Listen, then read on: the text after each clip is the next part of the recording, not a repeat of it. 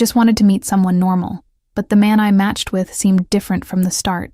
Cold, mysterious, hard to read. While I talked too much and got myself into embarrassing situations, he just watched me, and, without realizing it, I started to fall for him. The problem is, I had no idea who he really was, until the day I was kidnapped, until the day I saw armed men obeying his every order, until the day I discovered that the man I was falling for was the most feared Mafia boss in New York, and even knowing that, I couldn't walk away. Hi, I'm Lena. A special shout-out to those of you watching Book 1 for free here on the My Stories platform, completely ad-free and uninterrupted. Chapter 1, The Wrong Match. That night was Bia's fault. I kept telling myself that as I tried to cram my right foot into a shoe that had clearly been designed by someone who hated women. Bia Caldera, my best friend of 12 years, a freelance photographer with a mouth that never got the memo that filters exist, had set up my profile on that dating app 3 weeks earlier. Joanna Resende, the other third of our trio, a family lawyer and the voice of reason, had approved. "You need to get out of the house, Marcella," Bia had said at the time, typing things into my phone without asking permission. "You spent 6 months painting watercolors and crying over Sandra Bullock movies. That's not a life. That's a diagnosis." I couldn't argue. It was exactly a diagnosis. At 28, an art teacher for kids at a public school in Brooklyn, I lived in a small apartment with yellow walls and an unfinished canvas on top of every available horizontal surface. I had a curious talent for turning ordinary situations into embarrassing moments. I spilled coffee in important meetings. I tripped in empty spaces. I said the wrong thing at the wrong time with an accuracy that bordered on supernatural. Romance, in my life, was a theoretical concept, so when the match with Gianluca popped up, I was honest with myself. It seemed too good. A black and white photo, dark suit, firm jaw, eyes that seemed to measure the air before breathing it. The kind of man who shows up on the cover of a financial magazine, not on the phone of a woman who'd left the house that morning with her shirt inside out. Short messages, measured sentences, an invitation to dinner at Le Sereno, on the Upper East Side. I said yes before my brain could catch up. Now, Friday, 9 p.m., I was in a cab crossing Manhattan in a wine-colored dress Bia had sworn was subtle but dangerous. Lipstick smearing, my hand trembling on top of my purse. The driver glanced at me in the rearview mirror. "First date? First in 5 years." He laughed. I laughed too, awkwardly. The light turned green. Le Sereno had that quiet elegance that makes you want to walk on tiptoe. Heavy curtains, low lighting, waiters who don't make a sound when they walk. I arrived 25 minutes late thanks to a little bottle of tomato sauce that chose the trip to the restaurant to commit suicide inside my purse, scattering a red constellation across the hem of my wine dress. At least the colors matched. "Reservation under Gianluca," I told the maitre d', trying to sound like someone who makes reservations at places like this all the time. He consulted his clipboard with a reverent gesture. "Table 7, ma'am. This way." I followed. We crossed the dining room. He pointed to a round table in the corner, with a partial view of the street, 2 glasses already filled with sparkling water, a board of antipasti in the center. I sat. I thanked him. I breathed. I checked the clock. 9:25. He was late too. Good. A tie and bad manners. I waited 10 minutes. I nibbled an olive. I waited 5 more. I nibbled another. The board had thinly sliced ham, dark cheese, something that looked like foie gras that I'd never eaten in my life. I tried it. It was good. It was very good. I ate another piece, then another. 15 minutes later, I'd polished off half the board and started telling an old man with white hair at the next table the story of the tomato sauce in my purse. He laughed politely. His wife, less so. Nerves have always turned into a flood of words for me. "That won't do, dear," said the woman, who could clearly see. That was the moment he walked in. I know it was that moment because the entire room seemed to adjust its temperature. The conversations dropped a notch. I saw the maitre d' straighten his back from across the room. At the next table, the white-haired man stopped laughing. He was tall, a black tailored suit, charcoal gray shirt, no tie, dark hair combed back with the precision of a surgical instrument. He walked like someone who never had to apologize for taking up space. His eyes swept the room a single time, with the calm of someone locating a chess piece. They landed on me. No, not on me, on the table where I was sitting. He crossed the room, unhurried. He sat in the chair across from me as if that chair had been reserved for him since the restaurant's founding. His eyes traveled down the plundered antipasti board, up to my face, paused for 2 seconds on the sauce stain on the hem of my dress, and returned to my eyes. He said nothing. My God, he said nothing. "Hi," I said, because his silence was eroding my enamel. "Are you Gianluca?" He tilted his head a millimeter. It could have been a yes. It could have been the air conditioning. "Sorry about the board. I got here and I was hungry, and nobody said anything about not eating, so..." His eyes dropped to the olive fallen beside my bread. "You can eat," he finally answered. A low, deep voice, with a slight accent I couldn't immediately place. "I already ate half. I saw. I can pay for my part. You can't." That came out with such ease that I was left without a response. A waiter appeared out of nowhere with a menu, vanished the same way. He didn't look at the menu. He ordered 2 dishes by name, in Italian, without consulting anything. "Wait, I didn't even say what I wanted," I protested. "Do you like pasta?" "I do. Seafood. I love it." "Then it's what I ordered." I crossed my arms. I tried to look offended. I couldn't, because he had a way of looking that made offense seem like an unnecessary effort. I looked at him more closely. He was in his 30s, 38, maybe. Big, calm hands, resting on the edge of the table, a discreet gold ring on his left pinky, with an initial engraved that I couldn't read from where I sat, the tanned skin of someone who'd vacationed somewhere civilized in the last 6 months. He didn't look like the type of man who uses a dating app. I didn't look like the type of woman who uses a dating app either, so we were tied in pretending. "Can I ask you a question?" I said. You can. Are you always like this?" "Like what?" "Quiet. You've barely spoken." He picked up the water glass. He took a sip. He set the glass down with the care of someone handling antique crystal. "I'm listening." "There's nothing to listen to. I'm talking about tomato sauce." "You are." His lips moved a millimeter.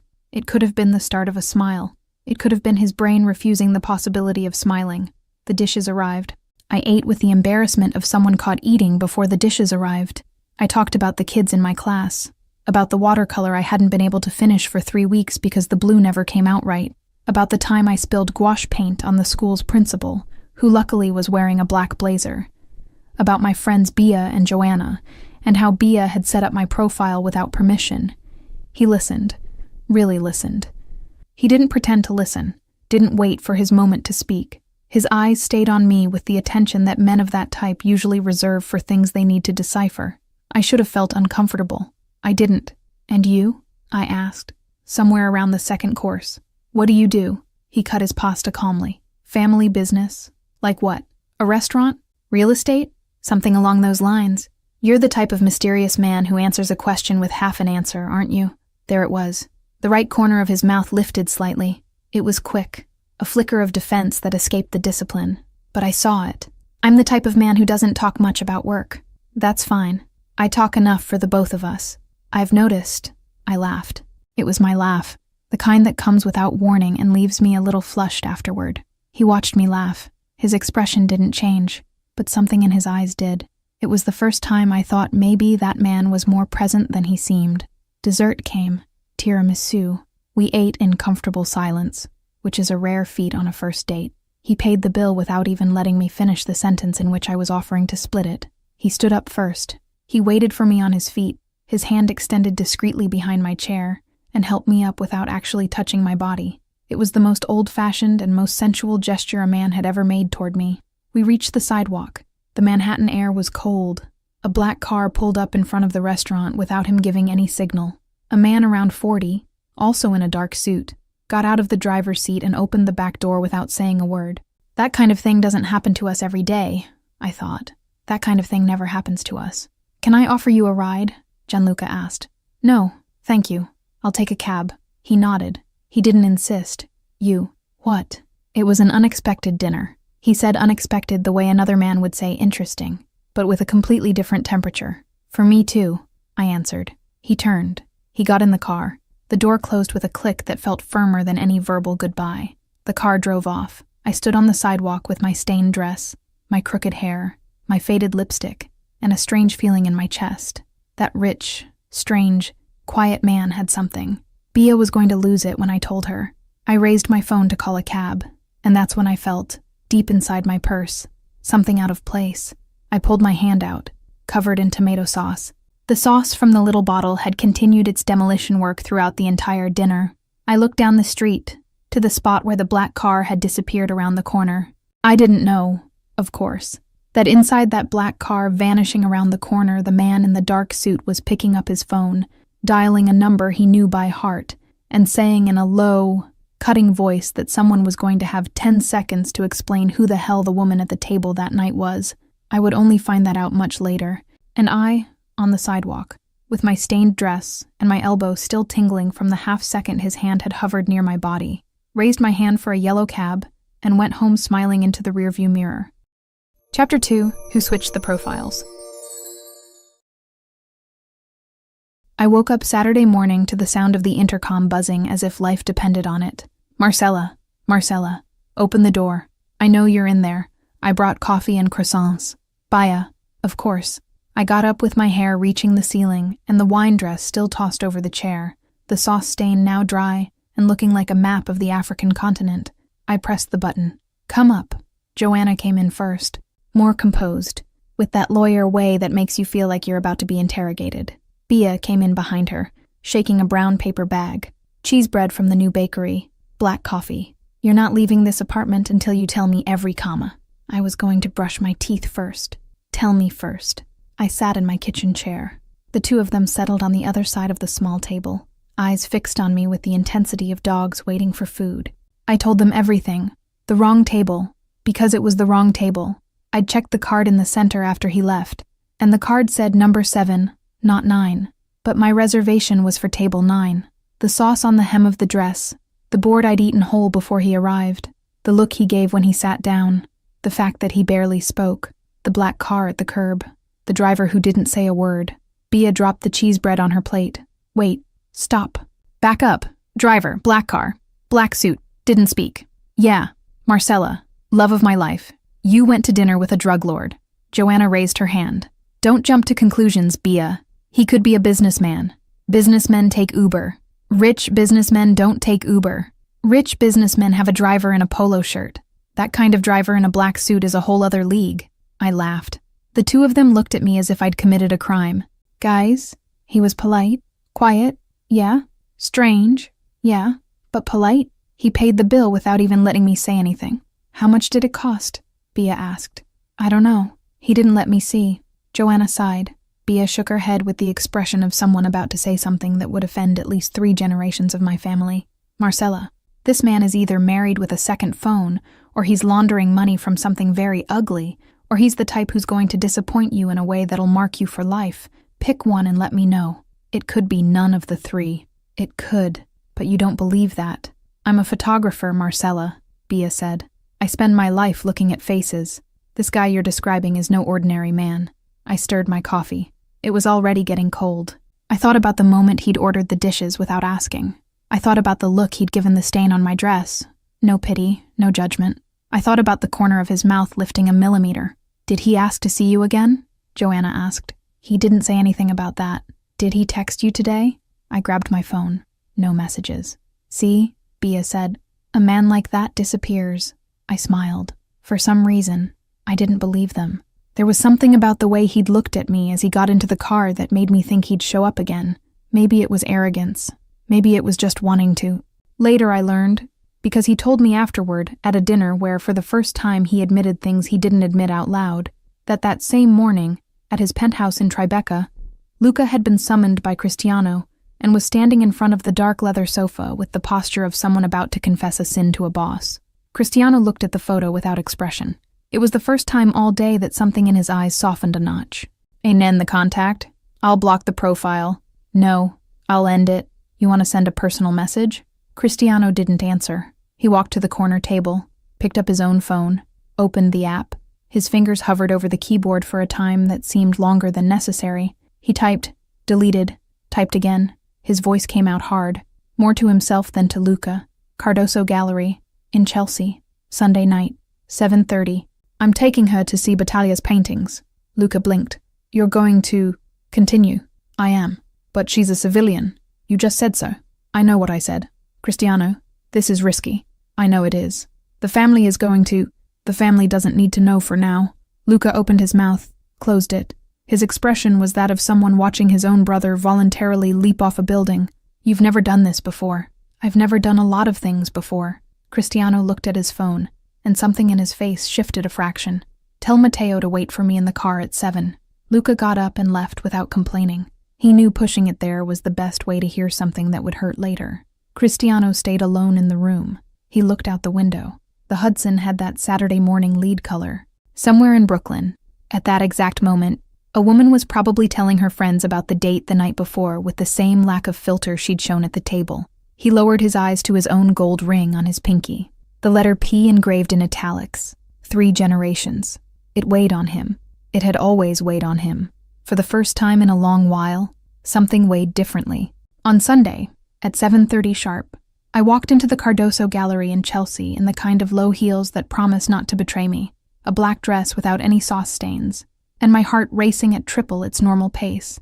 His message had arrived late Saturday. Simple. Cardoso Gallery, Chelsea. Sunday, 7:30. I want to show you Battaglia. No hi, no how are you, no apology for the silence, just the invitation, as if refusal weren't an option he'd consider. Joanna had shaken her head. Bia had screamed. I had answered yes in 4 seconds. The gallery was small, white, with high ceilings. Battaglia's paintings were intense. Warm reds, bled blacks, faceless women. Cristiano was standing in front of one of the larger paintings, hands behind his back, not seeing the other visitors. I felt that he knew I'd arrived before he turned to look. "You came. You doubted it." "No." I walked over to him. We stopped side by side in front of the painting. It was a woman from behind, bare shoulders, a red background. Something about her seemed about to flee her own canvas. "Do you like him?" I asked. "I like what he does with red." "That's a very specific answer. Red is a difficult color. Most people use it as an accident. Battaglia uses it as a decision." I looked at him. In the low light of the gallery, his face was different from the first date. Less defense. More of something I couldn't yet name. We walked among the other paintings. I talked. He listened.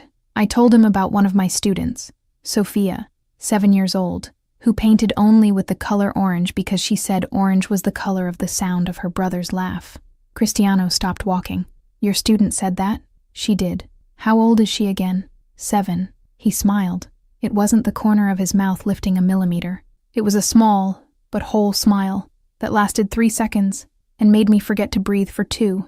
In front of the last painting, he gently guided me by the elbow so I wouldn't bump into a low pedestal I hadn't seen. The touch lasted half a second. His skin was warm. My elbow registered it as if it had been branded. I pretended I hadn't felt anything. He pretended he hadn't touched me. On the way out, I caught a glimpse of an older man, in a dark suit, standing on the sidewalk across the street, looking at the gallery without coming in. The driver from the first date, waiting. Cristiano noticed I'd seen. He takes me everywhere. Why? A small pause, but I noticed it. "Family habit," he said, low. "Shall we walk a little?" Chelsea on a Sunday night is a quiet place. His steps were slower than mine on purpose, to let me set the pace. We talked about small things, the cold, Sophia of the orange paintings, the first time I'd picked up a brush. At no point did he talk about himself. At no point did I notice that he didn't talk. When we stopped at the corner to wait for the cab I'd called, he looked at me in a way that made me feel beautiful in a way I hadn't felt since I was 20. "Wednesday," he said. "Wednesday what?" "Wednesday. I'll pick you up from the school. You don't even know where it is." "I know." I didn't ask how. Wednesday seemed too far away and too close at the same time, and the only thing I wanted in that second was to get in the cab before I did something stupid. The cab arrived. I got in. I closed the door. I looked out the window. He stayed on the sidewalk, standing still, hands in the pockets of his overcoat. He didn't wave. He didn't smile. He just watched the cab pull away. Across the street, Matteo opened the door of the black car, and I, with my back to the driver, my heart pounding and my elbow still tingling from the memory of the half-second he'd touched me, thought something I shouldn't have thought so soon. I'm going to fall in love with this man. I looked back, through the rear window. Cristiano was still there, and even from a distance, even with the night hiding half his face, I swore I saw his shoulders finally loosen, as if he could only breathe deeply after I could no longer see him. Chapter 3. Rain and First Kiss. Wednesday began with a drawing of a purple octopus stuck to my cheek, That's how I discovered I'd dozed off on top of the studio table during the lunch break. The child responsible for the octopus, Theo, 7 years old, author of conceptual works no one understood, looked at me with the seriousness of someone who'd just signed $1 million canvas. Teacher, sleep at home. I do sleep, Theo. No, you don't. You've got world map bags under your eyes. I got up from the table and went to the bathroom mirror. The octopus was there, traced in marker, smudging a little at the corner of my mouth. I scrubbed. It didn't come off. I scrubbed again. Worse. I resigned myself to spending the rest of the day looking like an art teacher who'd lost a fight with a mollusk. I checked the time on my phone. 4:30. Cristiano had sent a message the night before saying only this: "I'll pick you up at 6. No question mark. No, if you want." Just the sentence. Closed. Definitive. I hadn't replied. I figured replying would make it seem like it was a serious plan, and I was still trying to convince myself that none of it was serious. A lie. It was. I looked at my phone every 15 minutes. The last class of the day was about complementary colors. I tried to explain that purple, when placed next to yellow, seems to vibrate. Theo raised his hand and said his purple had vibrated on my face. The other kids laughed. I laughed too, because what else was I going to do? At 5:55, I sent the last parents off at the school gate, grabbed my bag, swapped my splattered apron for a beige coat I kept for appearance emergencies, and went out to the sidewalk on the street. The car was already there. It was the same black car from the first time, dark windows that seemed to absorb the streetlight instead of reflecting it, Matteo in the driver's seat, elbow resting on the wheel, dark glasses even though the sky was overcast. The back door opened. Cristiano got out. I'd never seen him standing in the middle of my sidewalk. It was different. At the gallery, he'd been part of the scenery, someone among paintings and glasses. At the restaurant, someone seated, contained by the surroundings. There, in that piece of the world that was mine, the cracked sidewalk, the overturned trash can, the smell of warm bread from the corner bakery, he seemed bigger than I remembered, darker, more out of place, but his eyes met mine, and something in my chest softened before I authorized it. "You've got paint on your face." I know. It was an octopus. Purple, preferably. He extended his hand as if to greet a stranger, and then brought his thumb to the corner of my mouth. He touched it lightly. It was meant to wipe off the paint. Nothing came off, but his hand stayed there, and I forgot to breathe for 2 full seconds. "Still purple," I said, in a breath I didn't have. "Still." He opened the car door for me. I got in. The smell of the interior was expensive leather, and something woody I suspected was his cologne. Matteo greeted me in the rearview mirror with a minimal nod. Cristiano sat beside me, closed the door. The car pulled away smoothly. "Where are we going?" "A restaurant in Soho. A private room. You complained last time about there being too many people at the gallery. I thought you'd prefer it." I didn't complain. "You said," and I quote, "that it looked like an embassy party with tiny appetizers." I said that. "You did." I leaned my head back against the seat and tried to remember at what moment I'd opened my mouth to utter that specific sentence, and why he'd kept it. I failed at both tasks. "Cristiano." "Yes." "Why do you have an armored car?" He slowly turned his face toward me. His jaw tightened a little. "Not much." "Who said it's armored? The door closed too heavy. Glass darker than it needs to be. And your driver looks at every car that stops beside us as if it's a life or death decision." He stayed silent for a moment. I thought he was going to lie. I almost preferred that he lie, because lies I knew how to handle. "It's armored," he said. "I have a job that requires it." "What job?" "Family business." "What kind of business?" "Real estate. Restaurants. Some works of art that circulate more than they should." I swallowed. The way he said, "circulate," had edges. I could feel the edges, but I still couldn't name them. "Are you a mobster?" The question came out before I authorized it. It was the stupidest thing I said all month, and I said a lot. The sound of my own voice scared me more than the possibility of hearing a yes. He laughed. It was a short, low laugh. No teeth. A laugh that pitied me. "Marcella, who asked something like that? In the car, in the first month. An idiot. A very honest girl. It's not the same thing." He reached out and took my hand. His fingers were warm. They squeezed mine once, slowly, like someone signing off on an answer without giving any answer at all. I looked out the window. The car turned the corner and onto the avenue. Something caught my attention across the street. A man standing at a gate, hands in his pockets, looking straight at our car, not at the street, At the car. I thought I'd imagined it, because when I looked again there was no one there, just a shadow that might have been a jacket forgotten at a gate.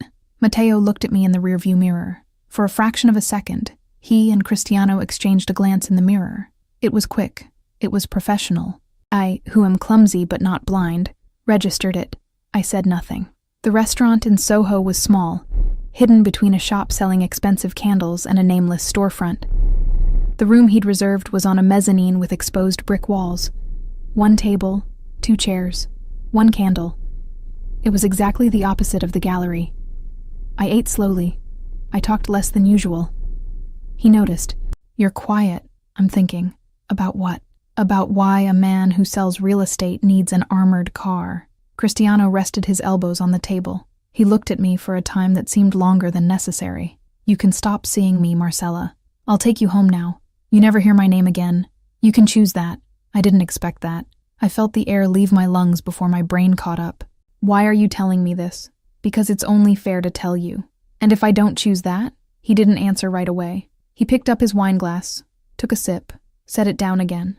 Then I pick you up on Friday. No armored car. We walk wherever you want. I stared at the candle. The flame trembled because the room's air conditioning made a tiny draft. I kept thinking it was strange how a small flame resists so much before going out.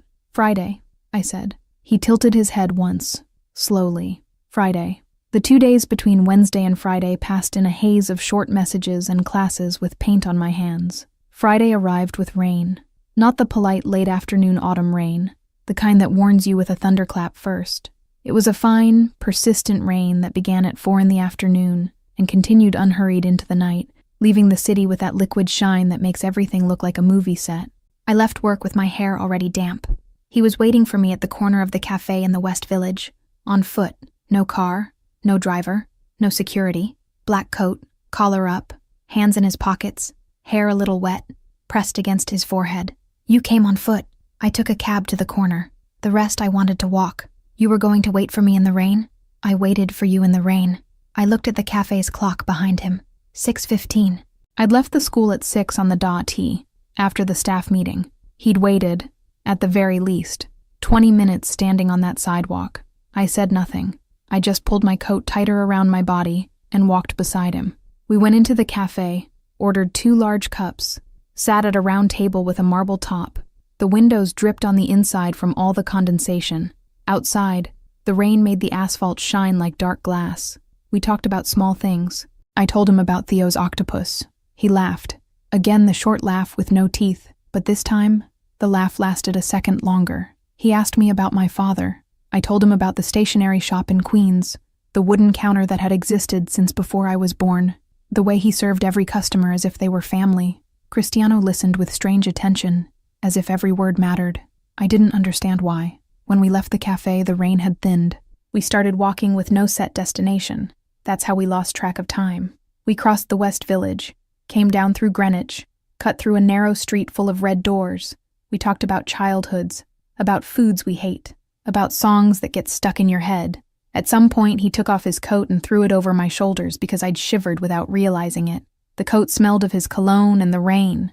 I didn't give it back. It was almost 10 when we got near my building in Brooklyn. I don't remember crossing the bridge, but we crossed it. I think he distracted me on purpose.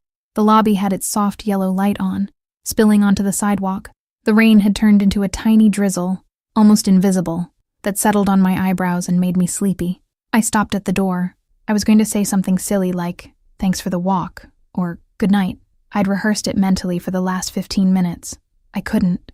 Cristiano raised both hands and held my face, slowly, like someone holding an expensive cup. He looked into my eyes a second longer than was comfortable. I saw the dark eyes and the way those eyes seemed, for a fraction of an instant, afraid of what I didn't know. I wasn't prepared to see fear in him, and he kissed me. It was a slow kiss. It wasn't the kiss of a man in a hurry. It was the kiss of a man who had waited too long and had decided, in front of that yellow lobby, that he was going to savor every second. His mouth was warm, his hands firm on my face. I held his coat by the front, fingers closed in the wet fabric, and let myself stay there. When he pulled his face away, he rested his forehead against mine. We stayed a moment breathing the same air. "Good night, Marcella." "Good night." I couldn't move. He was the one who pulled away first. He took 2 steps back, hands in his pockets, looking at me like someone confirming something to himself. Then he turned and walked down the sidewalk in the direction we'd come from. I climbed the stairs of the building laughing to myself. It wasn't a pretty laugh. It was a silly girl laugh, the kind you think you abandoned at 17 and discover was just stored away. I went into the apartment, tossed my bag in some corner, went to the living room window. From the window you could see the street. Cristiano was no longer there. The sidewalk was empty, shining wet. Across the street, something moved. A figure leaning against a post, maybe, or just a shadow crossing the light. I didn't look. I was smiling at the wall. Chapter 4: The Warehouse. It took me 3 days to sleep properly again. Not because of the kiss. Because of the kiss, I didn't sleep for a whole day, and that was fine. I was 28 years old with no commitment to my own sleep. The problem came from what came after. His messages. Short, calculated, spaced hours apart. 1 in the morning, 1 in the afternoon, 1 at night. As if he had a dosage schedule to keep me functional without leaving me completely desperate. Sunday, did you wake up okay? Sunday night, good week. Monday, has Theo made a green octopus yet? I laughed to myself on the subway reading my phone, and the passengers looked at me the way you look at someone who shouldn't be circulating freely. I didn't care. Tuesday began gray, not rain, just an opaque gray, weightless, that covered the rooftops of Brooklyn and made the air feel colder than it was. I had coffee standing at the kitchen counter, with the mug half tilted because I still wasn't truly awake. I put on my beige coat, wrapped the scarf that had been hanging on the chair for days, grabbed the cloth bag with the students, drawing pads, the watercolor case, and 2 apples. In the building hallway, I ran into the neighbor from number 2 with her dog. She said I looked better. I thanked her. She said she hoped it was a man. I laughed and denied it. She said, so it is a man, and got into the elevator before I could respond. I got to the subway station at 7:45. The station was crowded, but not absurd. Workers in suits, backpackers, mothers with strollers. I went down the stairs slowly, holding the bag against my side because inside there was a jar of jam I wanted to give to another teacher, and I'd been suspicious of the jar since I left home. The train arrived. I got into the second car. I sat near the door because there was miraculously a free seat. I rested the bag on my lap. I put in my earbuds. I started some random song that was at the top of the list, without paying attention to which one it was. 2 men got on at the next station and sat almost directly across from me. One was tall, dark coat, glasses. The other shorter, stockier, huge hands resting on his knees like 2 tools forgotten on top of a table. They didn't talk to each other. They didn't look at me directly, but I felt, the way you feel without knowing why, that they had gotten into the car because of me. I took out one earbud. The music was only in one ear now. In the other, the sound of the train and the sound of the 2 men not talking. At the 3rd station, I got off. It wasn't my stop. It was 2 before. I figured it was better to get off, wait for the next one, see if they got off too. It was the most paranoid thing I'd ever done in my life, and I went to the first staircase with my heart in my throat and my fingers gripping the strap of my bag. They got off. I sped up on the platform. There was a staircase to the right, leading to the street. I went up. The footsteps behind me went up too, faster. With an urgency the metal stairs amplified. Halfway up, I was already running. I came out onto the street and tried to turn left. A 3rd man was on the corner, leaning against a post, and when he saw me coming, he opened his coat just enough for me to see something metallic tucked into his belt. "Don't scream," he said, low. "Get in the van." The van was parked right there, white, no windows in the back, side door open, and the interior dark as the mouth of an oven. I looked around. There were people on the sidewalk. There was a guy buying a newspaper. There was a woman pushing a stroller. No one looked at me. It was New York in the morning. And in New York in the morning, no one has time to look at anyone. The shorter one's hand touched my back. It didn't push. It just touched, like a warning that he could push if he needed to. "Get in." I got in. The van pulled away before I'd properly sat down. I fell onto a metal bench welded to the side, cold through the fabric of my coat. The one in the dark coat closed the door. He stood holding a strap. The one with glasses sat across from me. He took off the glasses. He had gray eyes, too pale to be kind. "Good morning," he said. I didn't answer. "Do you know why you're here?" "No." "You do." "I don't." He looked at me in silence for a few seconds. He assessed me unhurried, like someone who has the whole day. He took out a cigarette, but didn't light it. He put it back in his pocket. We know who the man is who takes you to dinner. My stomach dropped. We know he tells you things. We want to know what. He doesn't tell me anything. Don't lie to me, girl. I'm not lying. He doesn't tell me anything.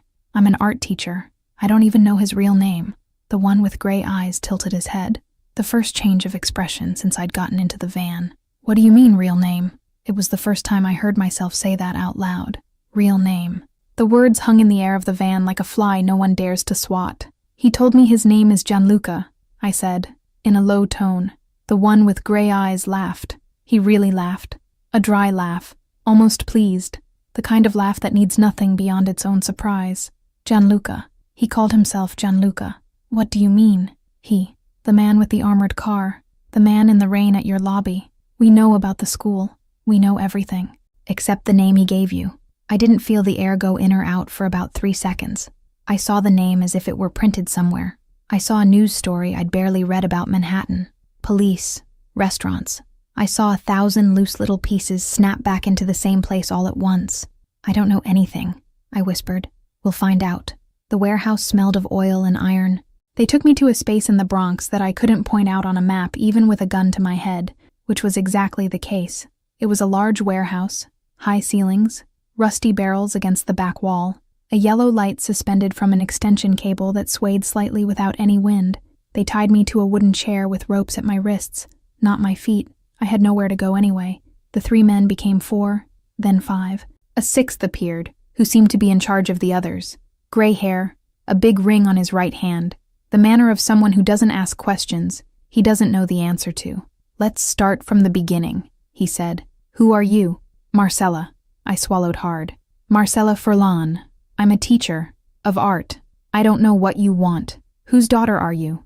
What do you mean? Whose daughter are you, girl? My father owns a stationery shop in Queens. Aldo Furlan. He has nothing to do with any of this. The gray-haired man looked at the one with gray eyes. The one with gray eyes raised his eyebrows. Furlan. Yes. Which Furlan? My father has a stationery shop in Queens.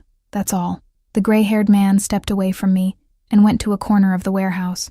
He talked quietly with another man, both of them with their backs to me. They came back. The gray-haired man approached again, more slowly this time. You're going to stay here for a while. We're going to check something. You can't. We can. They left. They turned off the yellow light.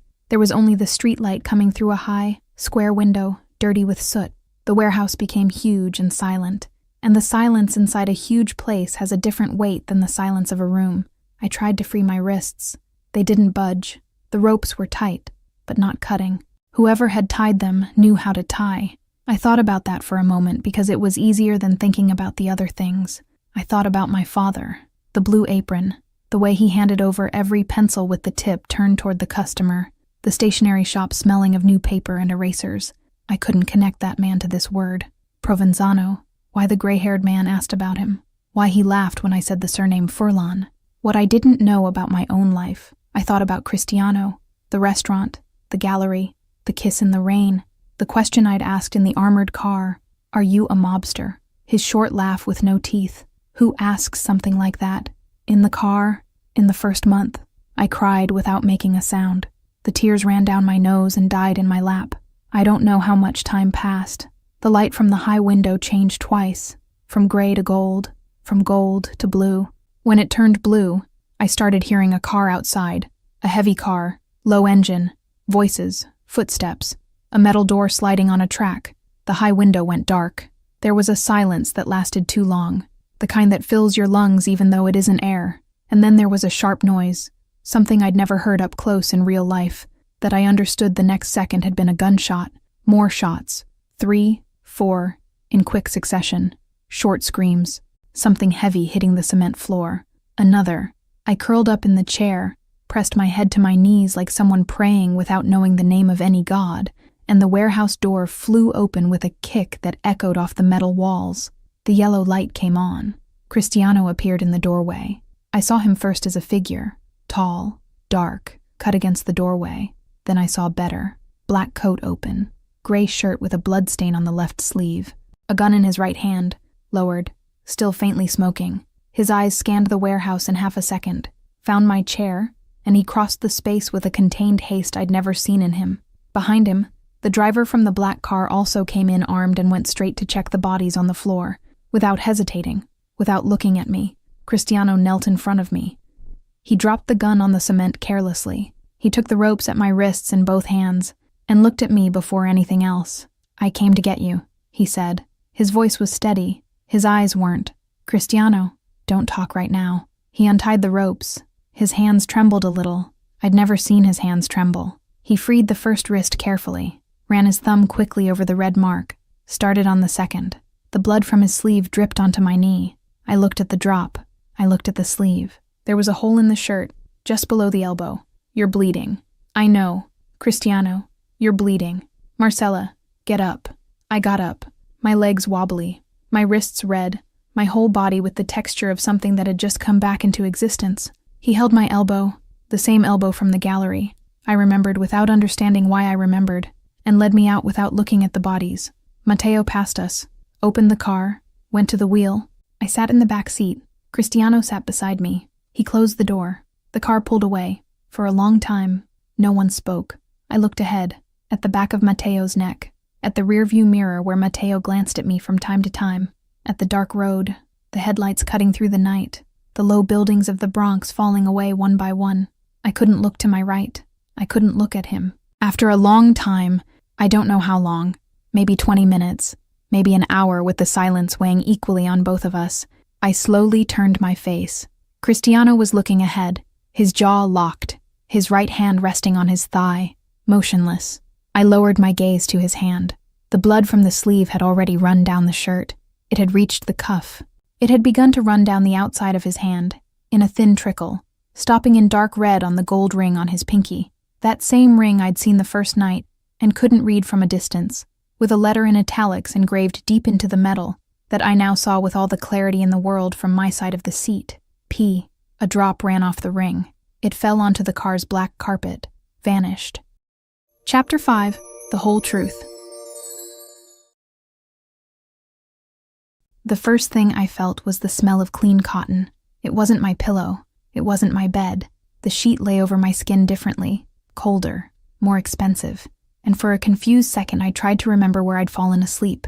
Then came the light, a gray-blue brightness coming through an enormous window that took up the entire wall of the room, and the river, the Hudson cutting through the landscape down below, silver, indifferent, as if the night before hadn't existed.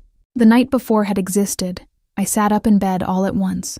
The movement pulled at my shoulder, and the dull ache in my neck reminded me of the van, the warehouse, the cold stone of the floor. I pressed the sheet against my chest. I was wearing a man's shirt, too big for me, that smelled of his cologne, something dry, woody, with no name I knew. Cristiano. My voice came out hoarse. I'd screamed a lot the night before. I'd screamed the fake name first and then the real one, and then no name. Just loose words in the car on the way back as his blood soaked the carpet. I pushed the sheet off and put my feet on the dark wood floor. The room was enormous, sober-lined furniture, light walls, a thick-framed mirror leaning in the corner. Nothing excessive, nothing ostentatious, just quiet money, the kind that takes up space without needing to shout. The half-open door led to a long hallway, lit by natural light coming from a skylight in the ceiling. I went down the hallway barefoot, with the shirt falling to mid-thigh, and reached a living room with high ceilings and the same view of the river. Cristiano was standing near the window, his back to me. White shirt rolled up to the elbow. His right arm bandaged, fresh gauze, held with tape. He turned before I made any sound, as if he'd felt me come in. You woke up."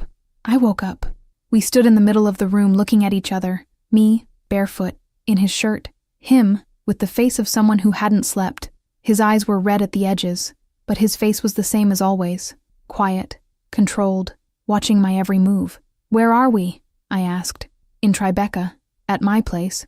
I'd already figured it was your place, from the sheets. He didn't smile, but something at the corner of his mouth trembled. "Marcella." "No." I raised my hand. "Before you say anything, I need coffee. I can't hear a word of what you're going to say without coffee. I've already walked into a warehouse, seen men with guns, heard your name said in a way I'd never heard, come back in a car with blood, slept in a bed that isn't mine, woken up in a shirt that isn't mine, and my head is pounding. So coffee first, truth after." He looked at me for a long second. Then he pointed to the open kitchen at the back of the room. "The machine is the Italian one on the left. There's milk in the fridge. There's sugar. You're not going to make it for me. I want you to make it, so you can show me you still control something this morning." I blinked. My chest tightened in a strange way. It was the most tender thing he'd said since everything fell apart. I walked to the kitchen. The counter stone was cold under my hands when I leaned on it to grab the coffee jar. I put water in the machine, opened the jar, spilled a whole spoonful on the counter. Of course I spilled it. Laughing now would be easy, but the laugh stuck in my throat, and I just swept the powder with my hand and remade the measure in silence. Cristiano didn't comment. He sat on the high stool at the counter and watched me work, his bandaged arm resting on the cold stone. The smell of coffee slowly filled the kitchen. That silly, domestic thing in the middle of all of it. I poured 2 cups. I pushed one toward him. "Now," I said, "tell me." He took a sip. Slowly. "My real name is Cristiano Provenzano." He drank. "My family controls things in Manhattan that don't make the papers. Casinos. Restaurants that serve more than just dinner. Art that enters and leaves the country without passing through the right hands." Another sip. "The men from yesterday are Marchetti, Brooklyn, enemies for 3 generations. They took you because they saw you with me and thought you knew something." A pause. "Gianluca was my brother.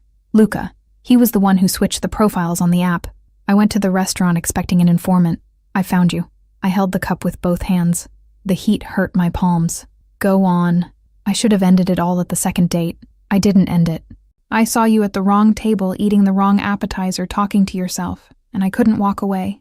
I set up the gallery knowing it was wrong. I kissed you in the rain knowing it was wrong. I put you at risk every minute I kept seeking you out, and I knew it." The cup trembled in my hand. I set it on the stone. "Why didn't you tell me?" "Because I knew you'd leave." "Did I leave yesterday?" I gripped the base of the cup. I'm here, Cristiano. You didn't give me any chance to choose. I know. You know. I know." I got up from the stool. His shirt fell to mid-thigh again. I walked to the living room window, out of breath, and stood looking at the river. The Hudson had that lead color on cold mornings, too wide to seem real. Behind me, his silence weighed like a hand. "Is there more?" I asked without turning. "There's more. Tell me." He took a deep breath. I heard the air go in and out. My mother died 26 years ago, at our old house on Long Island. I was 12. A group came in through the garden, up through the kitchen, found her on the stairs. I was upstairs hidden behind a door. I heard everything. I didn't see any faces, but I heard a name said by one of the men. I swore that night I'd find out who it was. I was 12 years old swearing something like that. I grew up with it. I built everything on top of it. The family, the control, who I am. All of it was born from that night. He stopped. "I'm not telling you this to make you pity me. I'm telling you because you need to know that the man you kissed in the rain carries a revenge he hasn't let go of yet." I closed my eyes. The window glass was icy against my forehead when I leaned in. "And the man who walked into the warehouse yesterday?" I asked. "Is that man you?" "It is." "How many were there?" 4.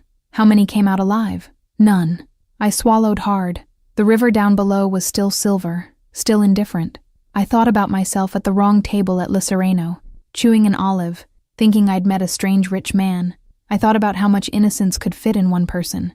I turned. He was on the same stool, holding the cold cup with his good hand. "And I need to get out of here for a while," I said. He nodded. He didn't try to hold me back. "There's a terrace 1 flight up. The door's open." I went up. I didn't look back. The interior staircase was dark wood, narrow, with creaky steps no renovation can eliminate. It opened onto a small terrace with a low wall, 2 pots of olive trees the wind had twisted to the same side, and a view of the Hudson even wider than from the living room. The cold slipped between my legs and made his shirt right up. I rested both hands on the wall, the stone rough and damp with dew. I looked at Manhattan dawning across the river, the windows of the buildings lighting up one by one as if the city were only just beginning. I cried. It wasn't a pretty cry. It was a cry that comes out with sobs, with a running nose, with the pit of my stomach hurting. I cried for the warehouse, for the guns, for the fear, for the Gianluca who never existed. I cried for the life I thought I was going to have and won't. I cried for the carpet dirtied with blood in the back seat. I cried for his mother falling down a staircase I'd never seen. I cried until I was empty. When I turned, he was at the terrace door. He hadn't come up. He stood there leaning against the frame, in the white shirt, the bandaged arm, his tired face, waiting, How long have you been there? Since you started crying. And you didn't come over. You didn't ask. I rubbed my eye with the heel of my hand. I looked at him from a distance. That long figure in the doorway, waiting for an order I had no way of giving. Come here. He came. Slowly. He stopped one step from me at the wall. He didn't touch me. Marcella, tell me. I've never asked anyone for forgiveness in my adult life. I looked at him sideways. Are you asking now? I am. Why? Because I would lie again. I wouldn't lie about loving you, but I'd lie about the name. I'd lie again if it were the way to have you one more day, and that's the gravest thing I've ever admitted out loud in my life. The wind blew hard.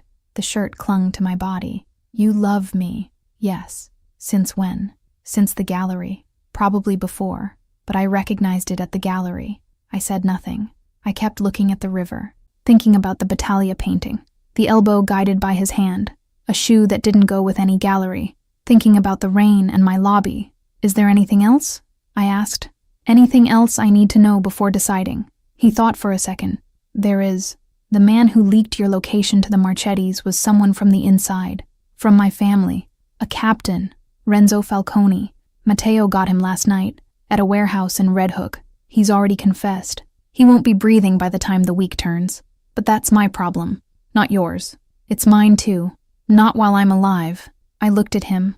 For the first time I saw who he really was. Not the ice of Licereno, not the silence of the gallery, not the man in the rain. I saw a 38-year-old man with a weight on his back that he'd carried alone for 26 years.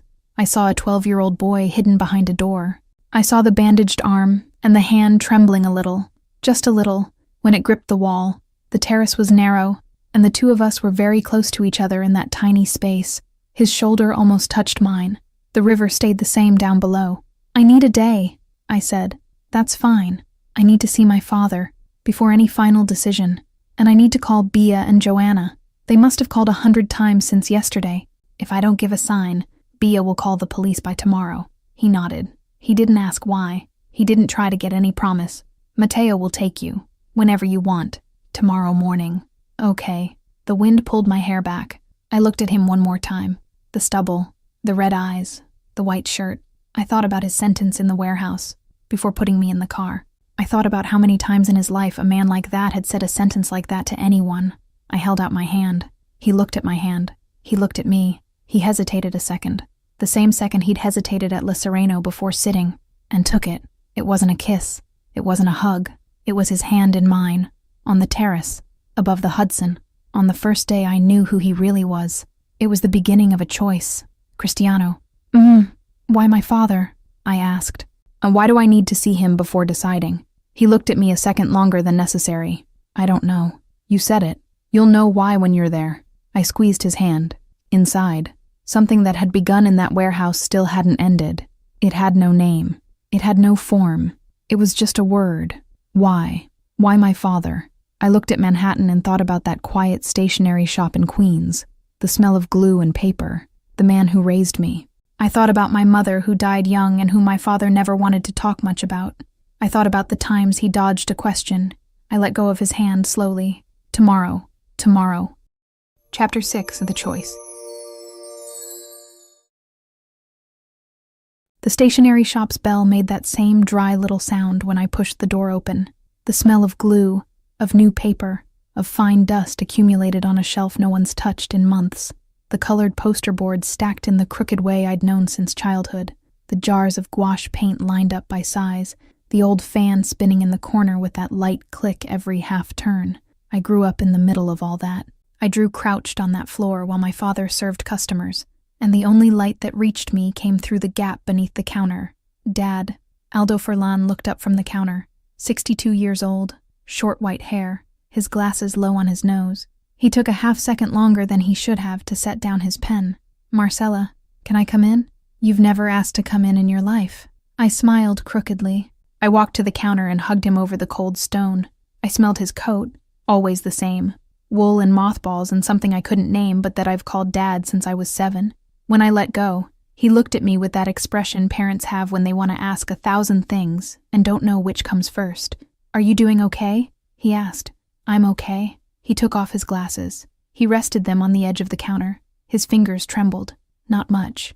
Just enough for me to notice. And I noticed because I learned to read my father's hands before I learned to read words. Dad.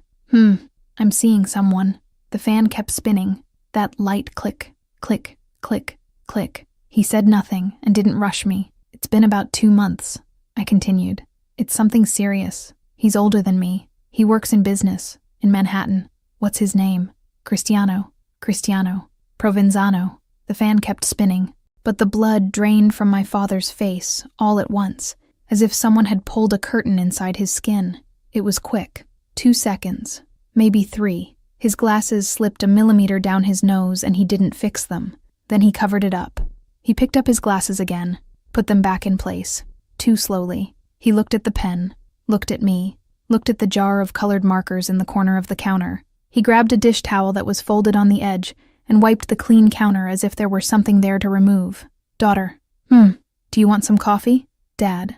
There's coffee in the back room. Wait here. He went to the back room. The frosted glass door slammed with that muffled sound. I stood there watching the clean counter, the towel folded with excessive care, the pen in the corner exactly where he'd left it. My heart started beating at a rhythm I hadn't programmed. The stationery shop was the most familiar place in the world, and suddenly it seemed slightly bigger than I remembered. When he came back, he was carrying 2 mugs. His right hand wasn't trembling. He'd rubbed one against the other along the way and arrived on the other side. Sit, he said. Sit on that little stool. I sat on the wooden stool where I used to sit when I was little and waited for him to close the register. I took a sip. He took a sip. The coffee was strong and slightly bitter, the way he always made it, never sweetened. Daughter, he began, is this young man good for you? He is. Is he really? Not good on the surface. Good for you. He's good for me. I paused. Dad, why did you go pale when I said the name? He closed his eyes. For 2 full seconds. When he opened them, I saw something inside there I'd never seen before. Something very old, very stored away, the size of his whole life. It wasn't fright. It was recognition. I didn't go pale. You did. You get old and the colors flee. It's nothing, Dad. He held my hand. He squeezed with the 2 fingers that trembled the most. His knuckles were dry and rough from handling cardboard and tape for 40 years. Daughter. He looked at me in a way I'd never seen. If you ever need to leave, you leave. You come here. You knock on the door at any hour. I'll open it. At any hour, Marcella. Why are you talking like this? I'm old. I talk however I can. Drink your coffee. I drank. I looked at him sideways. He'd gone back to fiddling with the towel, folding and unfolding it with that excessive care that didn't go with any towel. I'd known that tic since I was 13, when I'd ask about my mother, and he needed something in his hand so he wouldn't have to answer right away. I stayed another hour there. He asked about the students at the school. I told him about a boy who'd drawn a green horse and sworn green horses were faster, because green was the color of the wind. He laughed, with a weariness that didn't go with the joke, a laugh that arrived a second late as if he needed to remember how it was done. When I got up to leave, he came out from behind the counter to open the door for me, something he'd never done in his life. He held me by the shoulder. He kissed my forehead with lips drier than I remembered. Daughter, Dad, be careful on the way. I walked to the car. Matteo was leaning against the door, pretending to look at his phone. When I arrived, he opened the back door without a word and closed it in silence. In the rearview mirror, from the front seat, I saw his eyes measuring me for 2 consecutive red lights. Everything all right? He asked, after 5 blocks. Everything. Doesn't seem like it. Matteo, ma'am, do you know anything about my father? He gripped the wheel tighter. His knuckles went white for an instant. For a second, I swore he was going to say something. I saw his breathing change. I saw his jaw tense. Then he blinked and let it out slowly. I know how to drive, ma'am. That's all. I didn't push. I leaned my forehead against the cold window and watched the city go by. Queens dissolving into Midtown. The storefronts changing height. Something was out of place. It had no name. It had no form. It was the exact size of my father's tic folding the towel. I pushed the thought away. I had a night to settle with Cristiano. I'd settle it with my father later, when I had the words to ask the right question. When I got into the penthouse, it was already night. Cristiano was on the terrace. He'd set the table for 2, a small iron table, a candle burning inside a thick glass cup, 2 shallow plates with the dark rim he liked. It smelled of garlic, of olive oil, of thyme. He'd cooked. His forearms showed the fresh gauze on the right, and the left sleeve of his shirt was rolled up to the elbow. When he saw me arrive at the glass door, he stood up unhurried, like someone who'd been waiting but wasn't in a hurry. "You cooked." "Simple pasta, it's nothing." "You cooked for me." "Sit, Marcella." I sat. He poured wine. I ate slowly, without saying much, and he ate slowly too. The Hudson down below shone with the reflection of the bridges. The lights doubled in the dark water. The wind was cold but didn't cut, the kind of cold that makes you want to stay still instead of leaving. "How did it go with your father?" he asked. Strange. Strange how? Strange the way an old father gets when his daughter shows up by surprise.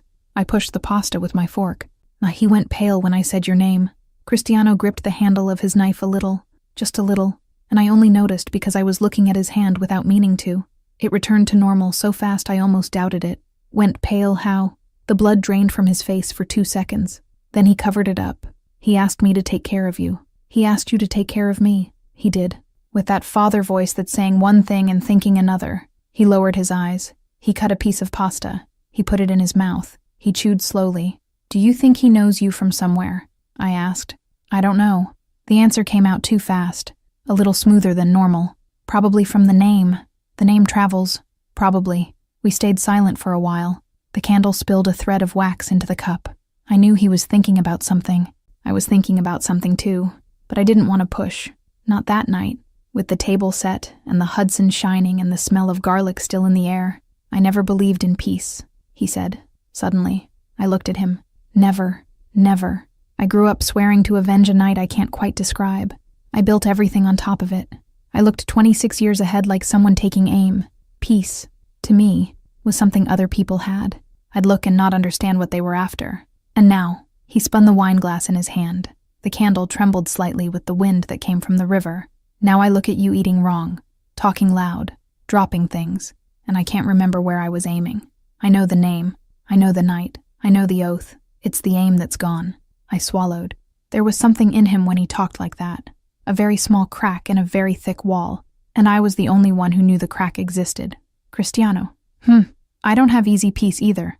I'm the woman who spills coffee in a meeting because she can't stay still inside her own body. I'm learning peace with you.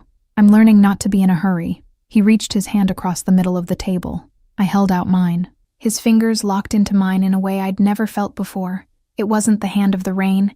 It wasn't the hand of the gallery. It was the hand of decision. "Marcella, I'm going to ask you something." "Ask." "Will you stay?" The candle burned. The Hudson shone. For a second, I thought about the stationery shop, my father's tick, the boy with the green horse. For a second, I thought about my mother who died young, the small apartment where I learned to be alone. For a second, I thought about myself walking in the rain with his coat on my shoulders, feeling for the first time in my life that I'd landed in a place where I fit. "I'll stay," I said. He held my hand longer than necessary. He didn't say thank you. He didn't say anything. He just squeezed, with a firm and constant pressure that said more than any word he knew. Then he stood. He walked to me with that slow stride he'd learned to use when he didn't want to scare me. He put both hands on my face, the same gesture from the rain, the same gesture from the lobby, and kissed me long, soft, with the calm of someone in no hurry to get anywhere because he'd already arrived. "Come," he whispered. I took his hand. The candle kept burning on the terrace, alone, with the city down below. The bedroom door closed behind us. I woke up with light on my face. I sat up in bed slowly, letting my eyes adjust. The sun came in wide through the terrace, a golden band cutting the sheet in half, and the pillow on his side still held the shape of the place where he'd been. The sheet smelled of his cologne, that discreet cedar mixed with something deeper that I couldn't name but already recognized from a distance. I got up. I put on the white shirt that was tossed on the chair, the same one from the night before, now wrinkled with the kind of folds that only appear when you really sleep, and went out barefoot into the living room, the cold of the floor on my heel. Cristiano was on the sofa, dark pants, bare chest, his right arm still bandaged over his knee, a book in his left hand. When I crossed the room, he said nothing. He just looked up for a second, and that was enough. I walked to the Italian machine. I put in water, opened the coffee jar, spilled a whole spoonful on the marble counter. I looked at the spoon. I looked at the powder scattered in a fan shape. I laughed. It was a silly, low laugh, the kind that rises on its own when you realize you're still what you've always been in any circumstance. I'd slept with the most dangerous man in New York. I'd decided to stay with him. I'd seen blood, Terrace, candle, oath, the whole truth. And there, barefoot, in his shirt with coffee powder on the marble counter, I was still the same person who spilled coffee in the teachers' lounge every Monday with the precision of a calendar. I heard the book close behind me. Cristiano walked to the kitchen with that silent lightness big men shouldn't have. He stopped beside me. He looked at the spilled coffee unhurried. He picked up the towel that was folded on the oven handle. He wiped the counter in silence, with a single motion, and remade the measure in the jar with the calm of someone who didn't need to comment to understand everything. He put the towel back. He leaned his shoulder against mine, and he smiled. Discreet, rare, real, the kind he didn't do for anyone else. I rested my head on his shoulder. I looked through the vast living room glass, Manhattan, the river, the morning light coming over the buildings as if the city had decided to start over. For a very brief instant, I closed my eyes and remembered my father's tick folding the towel, the heavy silence when I said Provenzano, Matteo's breathing as he gripped the wheel tighter. Why did my father's face change when I said your name? I squeezed my eyes shut. I pushed the thought down, back to where it had come from, and stayed with Cristiano's shoulder and the smell of coffee slowly brewing in the Italian machine. I kissed his chin. Cristiano squeezed my waist with his good hand, and I smiled. Lena here, that wraps up book 1, and I've already finished book 2. You can get access to it for a really small fee. I thought Marcella was my piece, until the file my brother threw on the table proved otherwise.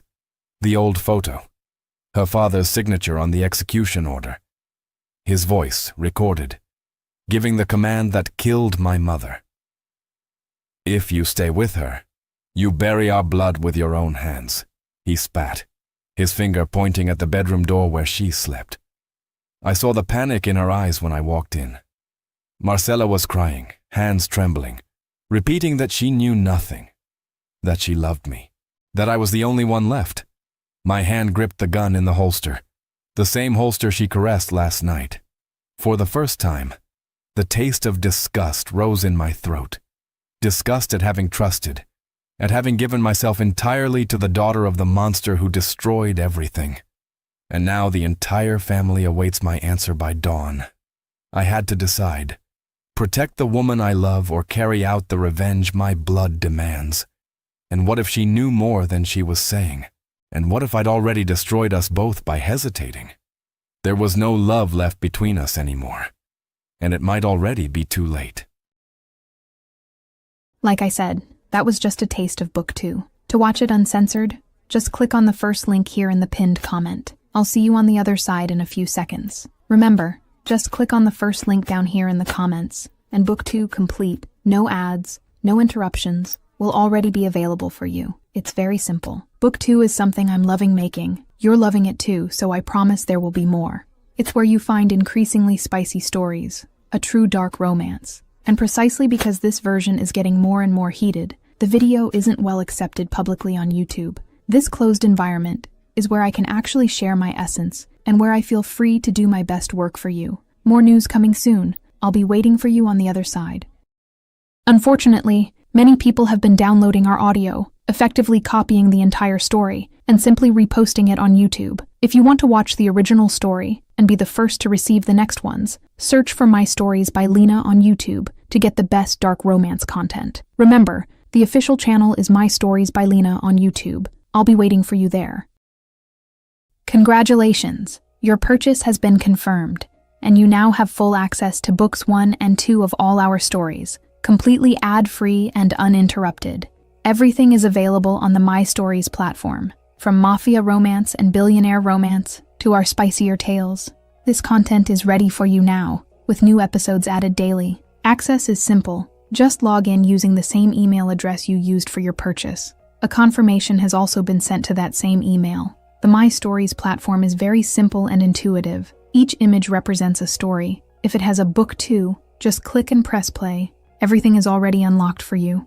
You can also rate each story, leave a like, and write a comment. Your feedback will be visible to all our other subscribers. This is our romance universe, so please feel free to interact. From this moment on, this is officially your home for romance stories. Just head over to mystoriesromance.com and press play. Welcome to the family.